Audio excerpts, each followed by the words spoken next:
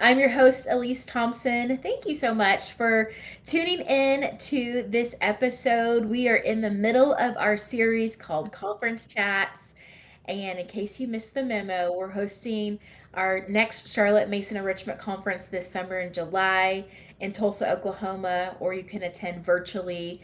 And I thought it would just be a great opportunity to gather the presenters and to have each of them share on their session. And so today we are talking about crafting a mother's education book list. I'm very excited about this session, as I'm excited about all of them. But this one's going to be just really meaningful and special and fun because it's all centered around books. And if you are a Charlotte Mason educator, obviously you know that books is a really big part of our education journey, not just for our children, but for moms. And it's important that we are growing alongside of our children, that we're wrestling with ideas. And so having a special curated book list is just such a gift. And so I'm excited for Rachel Bird, Sarah Loxton, and Beth Howard to be the presenters for this session and my guest today. So, welcome, ladies, to the podcast. Hi. Yes. Hi. Hello, Hi, hello. Elise. This is fun. This is my first time having more than one guest on the episode, and I'm excited that we just get to collaborate on this episode. And so, why don't each of you just take a quick minute, introduce yourself, and just tell us kind of where you're at in your homeschooling journey? We'll start with Rachel. Well, I am at the tail end of my homeschooling journey. I have two kids. Nathan is my oldest, and he is graduated. He will actually be a senior in college next year, so he's a junior this year. And then my daughter is a junior in high school this year and homeschool. So I have this year, next year with my daughter, and then who knows what next, but my homeschooling journey, yeah, I feel I'm at the tail end of it. So I've been homeschooling since the very beginning. I was actually homeschooled myself, and so it's been fun to see like the different ways it can be done, and yeah, so that's kind of where I am. Awesome. What about you, Sarah? Yeah, I've still got a ways to go. I have a 10-year-old. She's our youngest. And then I have a 14-year-old who will be in high school this next year. We have a 16-year-old who will be 17 soon and a senior. And then we also have a daughter in college. So we've been doing this a while and still have, yeah, a ways to go. That's exciting. That's wonderful. Beth, what about Yes, you? it is. I have a 12-year-old and a 6-year-old. So I'm getting ready to start, like, in Colorado. Middle school starts in 7th grade. So we are entering 7th grade, and I have a first grader. Oh, That's so fun. A little bit of this, a little bit of that. Yes. Awesome. Okay. So, one thing that we realized before we started recording is that all three of you guys in your former life were school teachers. And so, that is such a fun thing to know that, you guys did that professionally and now I mean, you still do it professionally. You just may not receive compensation for it.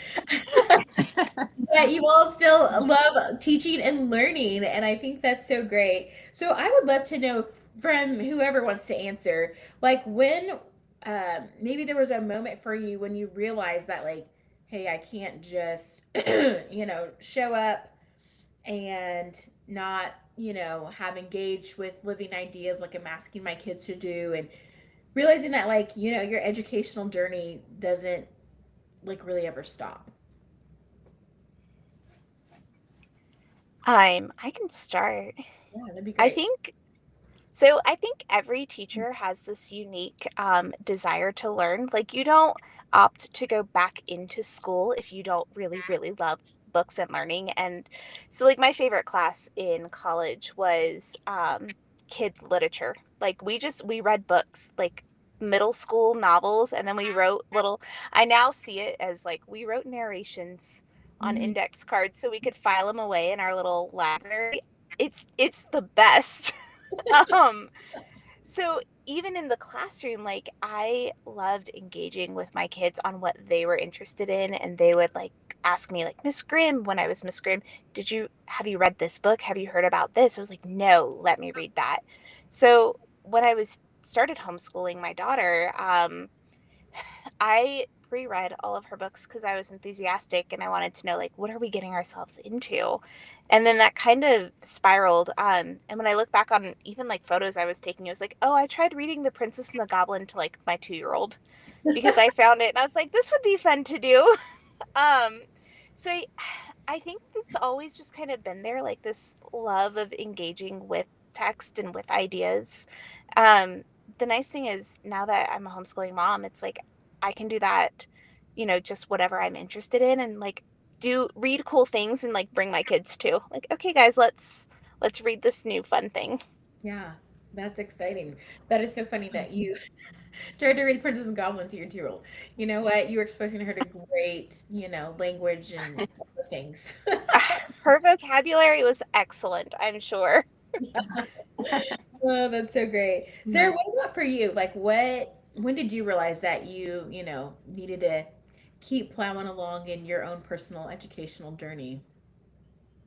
Yeah, I've always been a reader, so I think if you're a reader, you're somebody who's always wanting to learn. I think there are few moments in homeschooling when the kids would reach a new level that I would realize, oh, I have to stretch myself a little bit more. Moving into middle school was a little bit of that, like, oh, keeping ahead of the reading gets a lot harder at that point. And then again into high school. But also as they get older, the things you're reading with them or that you're reading because they're reading it become things I would just maybe want to read myself too. They're more adult kind of level things. So it's been fun just to get to grow as my kids are growing and read new things. I think I felt it with nature study stuff a lot when they were Mhm. little, like walking around and they would want to know something or we would notice a tree. And I had not listened to my mom enough. She knew all the trees, And so just knowing like, hey, this is something I'm going to have to lock into more and learn more about. Yeah, that's so good. That is so good. And how do you feel like, your own personal reading life has affected the atmosphere of your own home? Rachel, I'll start with you on that one. Well, I think I was thinking about this earlier when you sent us the question, and I really think that the ideas that I get excited about, that I'm reading about, that I really love, um, they just they give me things to talk about and to tell my kids about and share with my kids that I think that's how it changes the atmosphere of your home. It's like, oh, mom's finding really cool ideas or she discovered that and because she's reading on her own, she has her own, book or topic that she's looking at and that's how she's learning about it. She's going and, reading a book about it. And Mm. so I think that's probably the biggest way that it's affected um, like my own reading affecting our atmosphere, just having those ideas and having it makes, I think it makes you a more interesting person when you have something cool and neat to Mhm. share. And then it makes it, usually it's something that your kids kind of want to listen to, which is great. The fact that they want to listen to mom, we will. Right. Yeah. Beth, what about you? How has, your own reading life affected the atmosphere in your home? I think in our home, books became the default from a really young age because of my reading life. So I had a moment of frustration a few weeks ago where I looked around the house. I'm like, oh my gosh, there are books everywhere. Like, please put your book away. And then I looked at like my own little piles of books spread throughout the house. I was like, oh yeah, that's where they're getting it from. But like at breakfast, my son, who is in the process of learning how to read, he's like an emergent reader. He brings a book to the table, and he will sit down with it and like flip through the pictures or kind of pick out a couple words. And then my daughter will come to the breakfast table and like she's got a book, and there's my book like near my cup of coffee. It's like, oh, from a very young age, they've just seen like Mm, books are it's not something you engage with because someone is telling you to. Like this is something that is enjoyable and you can approach it enthusiastically because that's what mom's doing. yeah. Wow. That's so fun to recognize. It's like, oh, they're getting it. Yeah. that's exciting. You made me think and laugh. I went into my daughter's bathroom today and there was like books all on the floor and I was so frustrated because I like slipped on them. And I'm like, she's getting it. Like she's reading on her own. She's an emerging reader too. So it's like, oh, it's Yes. happening. It's happening. What I know. exciting thing to Yeah, like, I mean, mm, we yeah. have them like left in the car and they're everywhere. My son tucked a book in his backpack to go skiing because he has seen me like bring it when we take breaks in our ski trips or, I need to take a break. Usually it's me. Like I pull a book out to read my book on the bench and he's starting to do the same. So it's just really sweet to see how that like spreads. Yeah. That is so exciting. So, so exciting. Okay, so I want Rachel to share just kind of how we came to this idea of having a session that's centered all just around talking about books and for moms who come to the conference to be able to walk away with book suggestions. That's one thing that I just love anytime I'm, with other moms, whether it's at a retreat or we're just talking about, doing a book study or whatever, inadvertently someone's going to mention a book and it's like, oh, I have to like jot that down in my phone so that I can go back and look at it later. And it's just like, those are the best books. Like I remember Beth recommended a book to me and I remember listening to it and going, oh my gosh, this was the best book. Like a good read. It was a very like thought provoking read, but it's like, man, the best suggestions of books that I've read or listened to have been from people that I've rubbed shoulders with. And so, Rachel, can you just kind of tell how the evolution of this session came to be and kind of what we want moms to get from it? Yeah. Well, it's funny. I think that it started with Sarah and I went to a literature conference at a university last fall, and it was so fun to go. And we were sitting. I had been invited to be on a panel actually of teachers, and so like we got to go, and it was free. So we drove there. We took our high schoolers with us, but we got to sit in sessions and it was so fun to just hear them talk about all the books and why you read the books, like to be reminded like this is why we read books, and this is what this book gave to me at this part of my life, or it spoke to me. I might have read it at one time and then later during a hard time in life or something, the ideas in this book came back to me.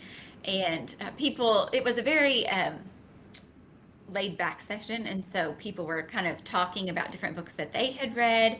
And so I feel like I came away with this long list of books like, oh, that's really cool. And it was nice because you felt like these people had some similar ways of categorizing books, maybe. It was like, and just like we would have at the conference, these are homeschooling moms. They have kind of that Charlotte Mason flair, and there's going to be a ton of diversity, but still you kind of have that basic level of I don't know, what's the word for sameness. I feel like this is what I'm doing constantly now. What's the word for um, but you have things that you will love together, Yeah. right? So I think when they come, for me, I hope that when a mom comes into the session, it's just going to be a fun time that they can get book ideas, they can hear about different books, and they can just remember um, how much they love books, and hopefully walk away, maybe even put a book or two, on hold from their phone, to say, oh, I really want to read this before the school year starts. And then, yeah, so that was what I had just put, like, that we hope that it was a time for moms kind of just to be able to fully enjoy that love of reading, the love of books, and get to do what we love to do, which is talk about what we love. So, Yeah. Sarah, what are you hoping that people will take away from this session?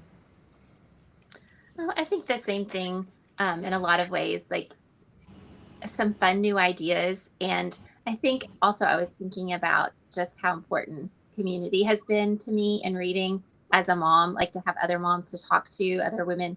I think as a kid, I read a lot, but I kind of read solitarily. Like alone. There wasn't a lot of other people in my life that were like reading these books that I could talk about with. So it's been such a joy to like have that in my adulthood. And so hoping people can also just connect and make that part of their mom culture together. And also to feel encouraged that you can find it even in seasons or school years that are really hard. Like I was telling them before we started, like this has been a harder school year for our family in a lot of ways. And so reading time has felt really hard. Like it's felt like a lot of work sometimes to carve out pieces. But even those little bits of time do add up over a year. So just to feel encouraged that even if you're, in a season with babies or whatever else is going on, like it still matters and it's still worth it. Yeah, that's so good. Yeah, that's awesome. So, Beth, what do you feel like makes this session a little different? I think Sarah and Rachel have hit on it, but what do you feel like will make this session different than just, say, finding a book list online? Because there's like tons of them. Like you and I probably have book lists that we've created to help other people. So, what do you feel like it's going to be, make it different to just, Google and find a book list versus going to a class, a session, and collaborating with other people about that same topic?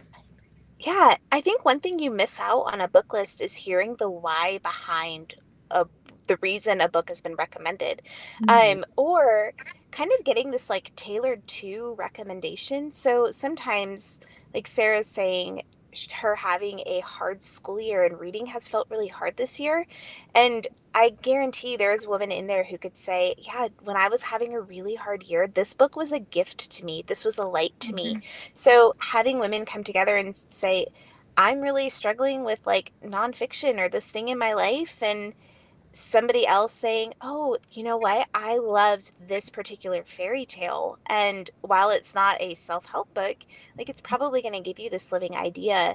Or even when one of us recommends a book, we can say, actually, this is a book I think about all of the time. And you're not going to find it on a Charlotte Mason list, but like this book pops into my brain and I just like come back to it often Mhm. because of whatever reason. Yeah. And you Mhm. don't get that with a book list. Yeah. Yeah. So it's like the deeper whys of, why somebody's really enjoyed that book, really connected with it, why Yeah. it's something special to them. That's so good. So, what are some categories that you guys feel like are going to be included or should be included in, a mother's education list that keeps them well-rounded? I mean there's always the hard hitting, like your stiff reads, your novels, all of that. Like having a classic in rotation is really good. Having a theology book and your Bible are always really good.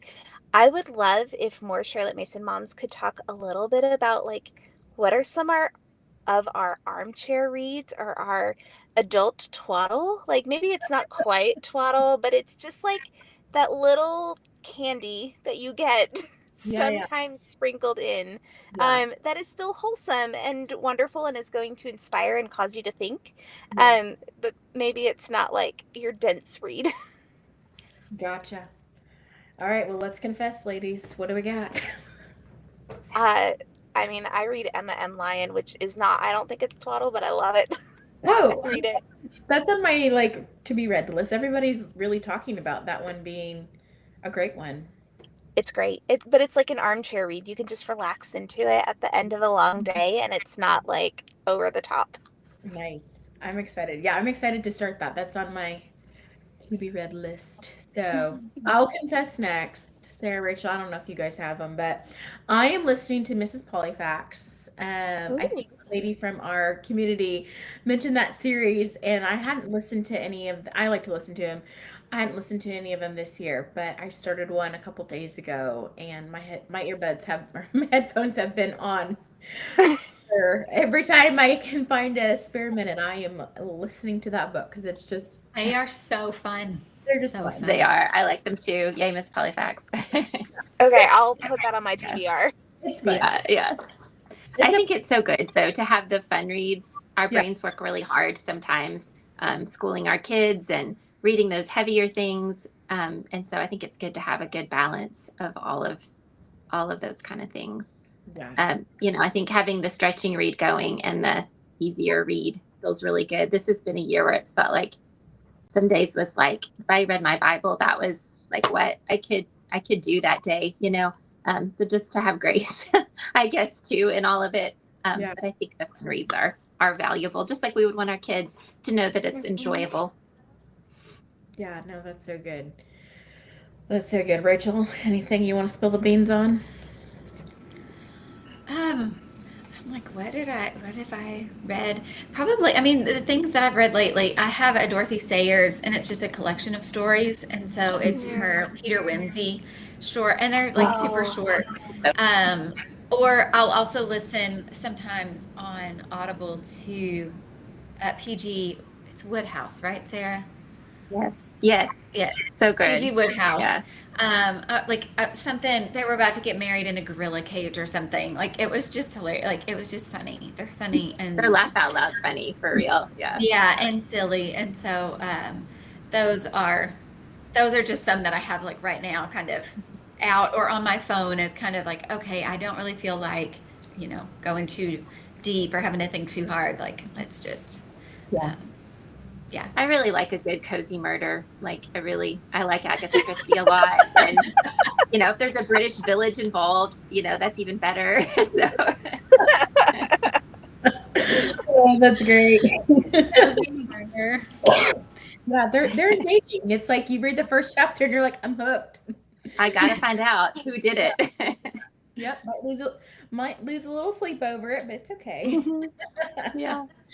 Yay. Okay. So I'll ask this last, I guess, more serious question, and then we'll wrap it up. But um, who would you guys say this session is for at the conference? And um, yeah, we'll just start with there. Like, why do you feel like, or who do you feel like this session is for? Like, what if there's a mom that says, "Man, like, you guys talking about books, like I can feel the love and excitement, and I might not quite be there yet." Do you feel like that mom will walk away feeling like she'll get something valuable out of it?